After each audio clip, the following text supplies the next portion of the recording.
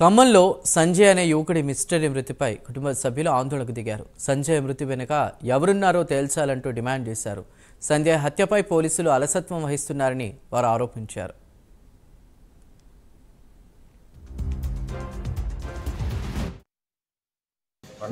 పన్నెండో తారీఖు రాత్రిపూట కనపడకుండా మిస్సింగ్ అయ్యాడు. ఆయన వాయిస్ మెసేజ్ తమ్ముడికి అన్నకి పెట్టంగా వాడు క్షణాల్లో అక్కడికి పోయే వరకు ఏ ఆచూకీ దొరకలేదు. అతను పోయి మళ్ళా లైవ్ లొకేషన్ పెట్టాడు. ఆ లైవ్ లొకేషన్కి 10 నిమిషాల్లో లైవ్ లొకేషన్ కాడికి పోయినా కానీ అది ఎటువంటి ఆచూకీ మనకు తెలియలేదు. మళ్ళీ 14వ తారీఖు సాయంత్రం మనకు తనికెళ్ళ అవతల మాకు శవం లభ్యమైంది. అక్కడ లాకులు అతను మాకు చెప్పడం జరిగింది. అమ్మటే మేము చుట్టాబట్టిన అక్కడ అందరం 40-50 మంది కలిసి పోయామండి. అక్కడ శవం వచ్చిపోతా ఉంటే ఆ శవాన్ని బయటకు తీయడం జరిగింది. ఇది ఇంత మటుకి మిస్సింగ్ పోయింది. ఎవరు కూడా మాకు ఆచూకీ తెలపట్లేదు. దాని గురించి మాకు తక్షణం మాకు ఫోన్లో సేవలు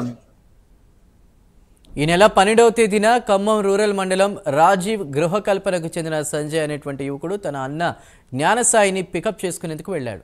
ఆ సమయంలో దారిలో ఆటోలో కొంతమంది యువకులు ఒక యువతిపై లైంగిక దాడికి పాల్పడుతున్నారని తన అన్నకు ఫోన్ చేసి చెప్పాడు. అడ్డుకునేందుకు వెళ్ళిన తనను కూడా రాడ్లతో కొట్టి ఆటోలో కిడ్నాప్ చేసి తీసుకుపోతున్నారని తెలిపాడు. అయితే ఆ తర్వాత సంజయ్ ఆచూకీ కోసం అన్న జ్ఞానసాయి తల్లిదండ్రులు ఎంత వెతికినా ఆచూకీ లభించలేదు. అయితే 2 రోజుల తర్వాత సంజయ్ శవం దొరికింది. సంజయ్ మృతి వెనుక ఉన్న మిస్టరీని ఛేదించాలంటూ బంధువులు రహదారిపై ధర్నా చేశారు.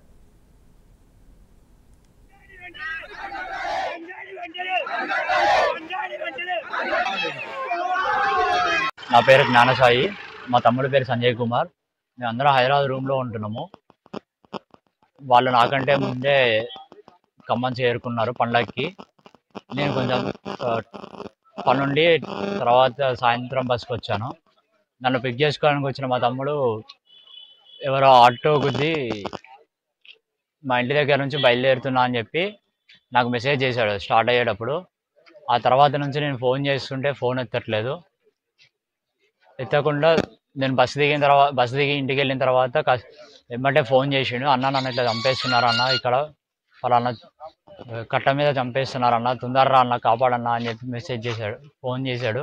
అయిపోయిన తర్వాత 2 నిమిషాలు కాల్ కట్ అయిపోయి లైవ్ లొకేషన్ అను వాయిస్ మెసేజ్ చేశాడు. అన్న నన్ను ఇక్కడ చంపేస్తున్నారు, ఇక్కడ ఒక అమ్మాయిని చంపేశారు, నన్ను కూడా చంపేస్తున్నారు అన్న, తొందరరా అన్న అని లైవ్ లొకేషన్ పంపించిండు. మేమందరం అక్కడికి పోయి 5 నిమిషాల్లో చేరుకున్నాము. పోయి చూసేసరికి అక్కడ బండి తప్పించి మనిషి కనిపించలేదు. ఆ తర్వాత పోలీసు వాళ్ళకి కంప్లైంట్ ఇచ్చినాము, ఎటువంటి ఆచూకీ లేదు.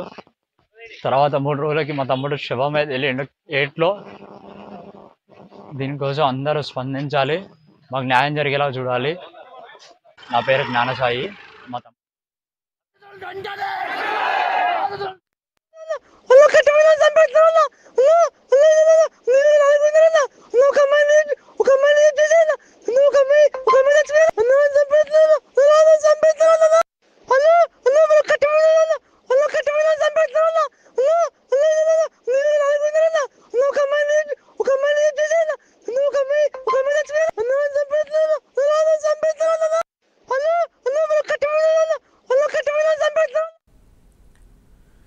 రైట్. దీనిపై మరింత సమాచారాన్ని అందించడానికి మా ప్రతినిధి రజనీకాంత్ సిద్ధంగా ఉన్నారు. రజనీకాంత్, చూస్తున్న మా కుటుంబ సభ్యుల బాధ, అదేవిధంగా రోడ్డుపై ధర్నా చేస్తున్నారు. మీ దగ్గరున్న అప్డేట్ ఏంటి దీనికి సంబంధించి?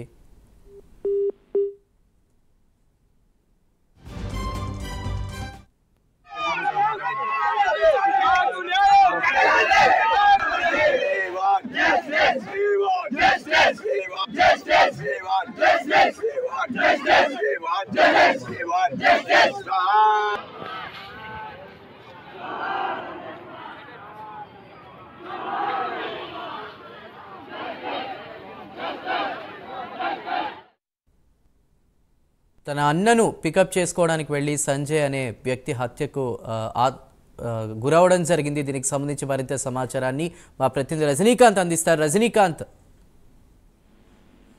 ఖమ్మం రోడ్ల మండలం రాజీవ్ గృహకల్పనలో నివాసం ఉంటున్న సంజయ్ అనే యువకుడు ఈ నెల 12వ తేదీన అన్న హైదరాబాద్ లో ప్రైవేట్ పని చేస్తూ ఉన్నాడు. పండగ నిమిత్తం, సంక్రాంతి పండుగ నిమిత్తం 12వ తేదీ రాత్రి ఖమ్మం బస్ స్టాండ్ కు వస్తున్నాడు అని ఫోన్ చేసి చెప్పడంతో సంజయ్ ఇంటి వద్ద నుంచి బండి తీసుకొని అన్నాన్ని పికప్ చేసుకోవడానికి వెళ్తున్న సందర్భంలో ఇంటి సమీపంలో రాజీవ్ గృహకల్ప సమీపంలోని అమ్మ చికెన్ సెంటర్ అనే చికెన్ సెంటర్ వద్ద ఒక యువతిని కొంతమంది దుండగులు ఆటోలో బలాత్కారం చేస్తున్న సందర్భాన్ని సంజయ్ సాక్షాత్కారంగా చూశాడు. సంజయ్ చూడటంతో చూసి అక్కడి నుంచి వాళ్ళు చూసిన సందర్భంలో ఆటోలో యువతిని బలాత్కారం చేస్తున్న యువకులు కాస్త రాడ్లతో ఇతని వెంట కూడా పడ్డారు. ఇతని వెంట పడి ఇతన్ని కూడా ఆటోలో ఎక్కించుకొని అక్కడ పక్కనే ఉన్న సాగర్ కాలం ఉంటుంది, సాగర్ కాలం దగ్గరికి తీసుకెళ్లారు. సాగర్ కాలం దగ్గరికి తీసుకెళ్లడంతో ఈ లోపు అన్నకు ఫోన్ లో ద్వారా వాట్సాప్ కాల్లో ఫోన్ చేశారు. సంజయ్ ఫోన్ చేసి అన్న నన్ను ఎవరు కొంతమంది రౌడీలు తీసుకొచ్చి ఇక్కడ చంపేందుకు ప్రయత్నం చేస్తారు, రాడ్లతో కొడుతున్నారు అని చెప్పాడు. చెప్పిన అర్ధరాత్రి 1:10 నిమిషాల టైంలో చెప్పారు. ఆ తర్వాత 8-9 నిమిషాల తర్వాత తమ్ముడు సంజయ్ అన్నతో పాటు మిగతా సంజయ్ అన్న తో పాటు మరికొంతమంది బంధువులు కుటుంబ సభ్యులంతా కలిసి సాగర్ కాలువ ప్రాంతానికి వెళ్లి అక్కడ సాగర్ కాలువ కట్ట ప్రాంతానికి వెళ్లి వెతకసాగారు. సంజయ్ ఆచూకీ లభ్యం కాకపోగా సంజయ్ బండి మాత్రం అక్కడ లభ్యమైంది. సంజయ్ చెప్తున్న వాయిస్ రికార్డులు కూడా అనుమానాస్పదంగా కొంచెం ఉన్నాయంటూ మాత్రం పోలీసులు చెప్తున్నారు. 12వ తేదీన అర్ధరాత్రి మిస్ అయిన సంజయ్ కాస్త నిన్న సాయంత్రం 4:30 గంటల ప్రాంతంలో సైకిళ్ల వద్ద సాగర్ కాలువ డీప్ కట్ వద్ద లాకుల వద్ద సంజయ్ మృతదేహం దొరికింది. మృతదేహం దొరకడంతో నిన్న రాత్రిపూట సాయంత్రం 7 గంటల ప్రాంతం దొరికింది. ఆ బాడీని సంజయ్ మృతదేహాన్ని ఖమ్మం ప్రభుత్వ ఆసుపత్రి తీసుకొచ్చారు.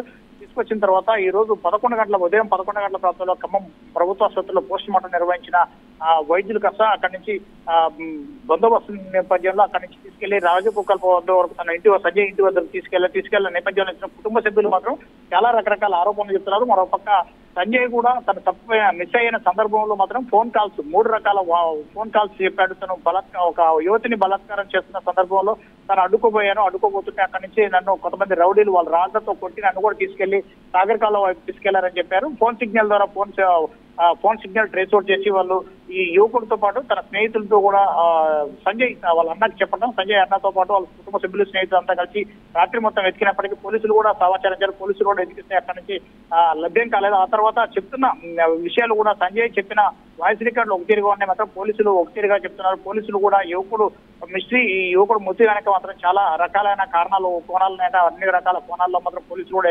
ఎంక్వైరీ చేసే ప్రయత్నం చేస్తున్నారు. ఇటీవల కాలంలోనే అతను హైదరాబాద్ లో సాఫ్ట్వేర్ కంపెనీలో సెలెక్ట్ అయ్యి సుమారు జీతం కూడా 70,000 నుంచి 80,000 రూపాయల జీతానికి సెలెక్ట్ అయ్యాడు. ఈ వచ్చే నెల ఫిబ్రవరి 1వ తేదీన డ్యూటీలో జాయిన్ కావాల్సి ఉండగా తన అన్నతో పాటు హైదరాబాద్ రూమ్ లో ఉంటాడు. రూమ్ లో ఉన్న నేపథ్యంలో 11వ తేదీ అతను ఖమ్మం రావడం జరిగింది. 12వ తేదీ నైట్ అతను సంజయ్ అన్న కూడా అక్కడ ఖమ్మం రావడం జరిగింది. ఖమ్మం వస్తే ఖమ్మం రిసీవ్ చేసుకోవడానికి వెళ్ళి మిస్సింగ్ అయిన సందర్భంలో మాత్రం సంజయ్ మిస్సింగ్ విషయంలో మాత్రానికి గా మారిందని చెప్పవచ్చు. ఒక పక్క ఫోన్ కాల్ వ్యవహారమై పోలీసులు డేటా సేకరిస్తుండగా మాత్రం అక్కడ సంఘటన స్థలంలో సంజయ్ బండి పడిపోయిన స్థలంలో మాత్రం బండి ఒక్కటే 2-వీలర్ బండి ఆనవాళ్లు మాత్రమే, ఆటో ఆనవాళ్లు కానీ మిగతా సంజయ్ ఫోన్ కూడా అక్కడ దొరకలేదు. ఆ తర్వాత సంజయ్ బాడీ నిన్న సాయంత్రం అక్కడ పుంజర్ల ప్రాంతంలోని సాగర్ కెనాల్లో దొరకడంతో కుటుంబ సభ్యులు బంధువులు స్నేహితులు కూడా కన్నీరు మున్నీరుగా వెలిపిస్తున్నారు. ఈ రోజు పోస్ట్ మార్టం ఖమ్మం ప్రభుత్వ ఆసుపత్రిలో పోస్ట్ మార్టం పూర్తయిన తర్వాత రాజీవ్ గోకల్ప తన సొంత ఇంటికి సంజయ్ మృతదేహాన్ని తీసుకెళ్లిన తర్వాత అక్కడ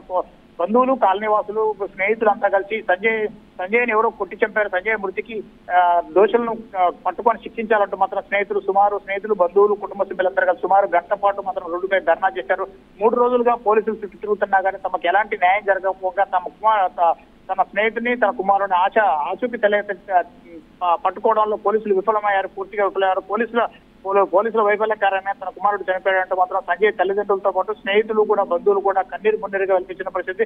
రోడ్డుపై బైఠాయించి సుమారు 2 గంటల నుంచి 1.5 పాటు ధర్నా చేసిన తర్వాత స్థానిక ఏసీపీ తిరుపతి రెడ్డితో పాటు మరికొంతమంది పోలీసులు సంఘటనా స్థలానికి చేరుకొని వారందరికీ నచ్చచెప్పి సంజయ్ మృతి వెనక ఎలాంటి ముష్టరి ఉన్నా గానీ కోణాన్ని ఛేదిస్తాం, కంపల్సరీగా అతనికి మృతికి కారణాలు వెతికి ఎవరైతే మృతికి కారకులయ్యారో వాళ్ళందరిపై కూడా వారందరినీ కఠినంగా శిక్షిస్తాం అంటూ మాత్రానికి కుటుంబ సభ్యులకు బంధువులకు హామీ ఇవ్వడంతో అక్కడి నుంచి సంజయ్ బంధువులంతా నుంచి అక్కడి నుంచి ధర్నా విరమించిన పరిస్థితి ఏర్పడుతుంది. మొత్తంగా ఈ సంజయ్ ఈ 12వ తేదీ రాత్రి ఇంటి దగ్గర నుంచి బయటికి వెళ్లి అన్నాన్ని రిసీవ్ చేసుకోవడానికి వెళ్ళిన సందర్భంలో మిస్ అయ్యాడు. మిస్ అయిన తర్వాత 2 రోజుల వ్యవధి తర్వాత మృత్యువాత పడి సాగర్ కాలంలో చేయడంతో మాత్రమే కుటుంబ సభ్యులు కూడా పలు రకాల కోణాల్లో వాళ్ళు కూడా సొంతంగా ఎంక్వైరీ చేయడంతో పాటు పోలీసులపై కూడా అనుమానాలు కూడా వ్యక్తం చేస్తున్నారు. పోలీసులు పట్టించుకోకపోవడం కుమారుడు మృతి చెందడంటూ మాత్రానికి సంజయ్ బంధువులు కుటుంబ సభ్యులు చెప్తున్నారు. చందు.